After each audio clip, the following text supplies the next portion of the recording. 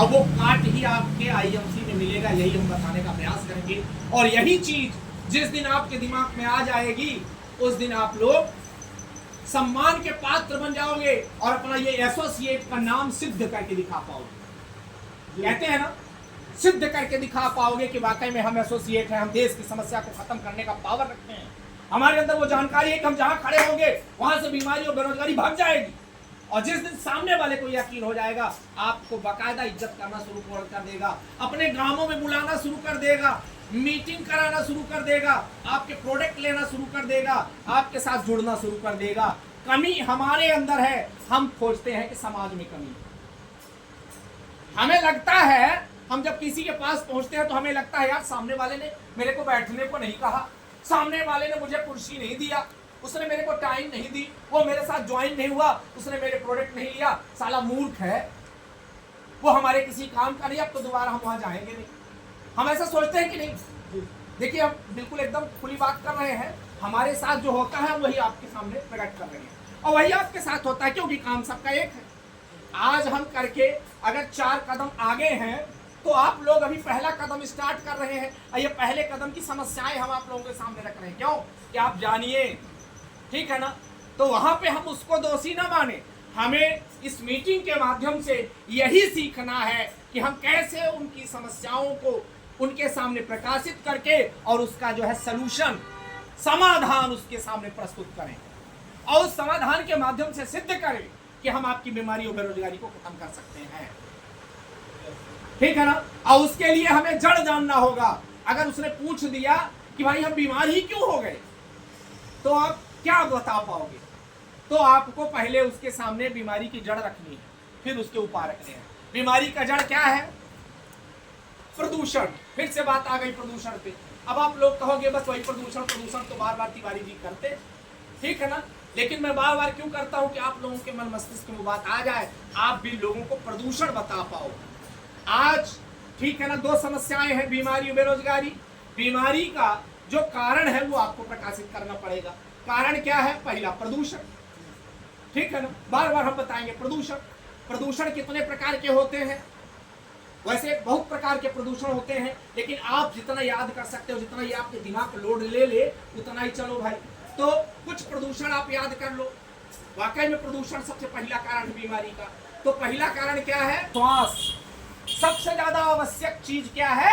श्वास, ठीक है ना? श्वास के माध्यम से हम क्या लेते हैं भाई? आप लोग ना ये अपने दिमाग से निकाल दो कि हम पढ़े नहीं हैं, हम डॉक्टर नहीं हैं, हम इंजीनियर नहीं हैं, हम समाज सुधारक नहीं हैं। ये सब दिमाग से कचरा निकाल के बाहर फेंको, दिमाग को खाली करो और उस जगह पे जो है, खाली जगह पे ये आईएमसी को भरो। आईएमसी सबके लिए है। आईएमसी अनपढ़ लोगों को भी पढ़ा लिखा जैसे बना देती है और पढ़े लिखे लोग तो बड़ा पढ़े लिखे लोग ही हैं। आईएमसी में ऐसी, मैं इसलिए इस कंपनी को ये कहता हूँ कि एक नौका है। नौका में क्या आप बताइए, कोई नदी है बहुत, जैसे गंगा जी हो गई, जमुना जी हो गई, है ना, आपकी टमस नदी हो गई, मेरे भाभी जी के यहाँ टमस नदी है, एकदम वहां पे इतना चौड़ा पाट है भाई कि गजब हो गया। मतलब कहना चाहिए कि लगता है कि किलोमीटर भर होगा, है ना। एक बार मैंने बहादुरी दिखाने का प्रयास किया, तैर करके सोचा पार करूं, सब लड़के कर रहे थे, तो उनकी थी हैबिट बहुत बड़ी चीज होती है। आपको आईएमसी में अपनी हैबिट बनानी है, मीटिंग में आने का, ड्रेस लगाने का, ठीक है ना, प्रोडक्ट को यूज करने का। हैबिट का इतना बड़ा पावर होता है कि मेरे से छोटे छोटे भाई, मेरे मौसी के लड़के, मेरी मौसी जी हैं भाभी जी के यहाँ, इनके मायके में, तो मैं वहां गया था, तो मेरे से छोटी छोटी उम्र वाले लड़के डन डन डन डन बिल्कुल तैरे और सीधे टमस को पार। अच्छा, मेरे भी मन में ललक हुई कि यार ये तो छोटे छोटे बच्चे पार कर गए, जरा मैं भी तैरूं। और जब मैं तैरा तो आपसे बताऊं कि मुझे ये लगा कि अब मेरी मौत आज ही होने वाली है। मैं नदी के केवल 1/3 भाग में गया था, 1/3 भाग में, और इतने में जो है, जब उसके पानी के हिलकोरे मेरे मुंह में लगते थे, मैं तैर रहा था, तो मैं ऐसे बकत जाता था, मेरे मने नाक में श्वास की जगह पानी भर जाता था। मैं सोचा कि अगर पार करूंगा तो फिर से आना पड़ेगा और अभी बहुत एरिया बाकी है, तो सबसे बुद्धिमानी ये होगी कि अगर जिंदगी बचाना है तो भैया लौट, ठीक है ना, क्योंकि अपनी हैबिट नहीं है, ठीक है ना। हैबिट बहुत ऊंची चीज होती है। देखिए, हर बात में जो है ज्ञान छिपा रहता है, अगर सीखने वाला है ना, तो कहते हैं ना हमारे डॉक्टर अशोक भाटिया साहब जी कि भिखारी से भी मैंने सीखा, दिल्ली की मीटिंग में मैडम थी, बोले थे कि नहीं, किन किन लोगों से उन्होंने बताया था कि मैंने सीखा वैद्य जी? भिखारी से भी उन्होंने सीखा, ठीक है ना। उन्होंने वो क्या छोटी छोटी चीजें गुल्फी बेचने वाले या फले बेचने वालों से सीखा। वो बोले कि मैं निकलता हूँ घर से बाहर तो मेरी दृष्टि रहती है कि मैं क्या सीखूं। मोची से सीखा मतलब ऐसे, ठीक है ना।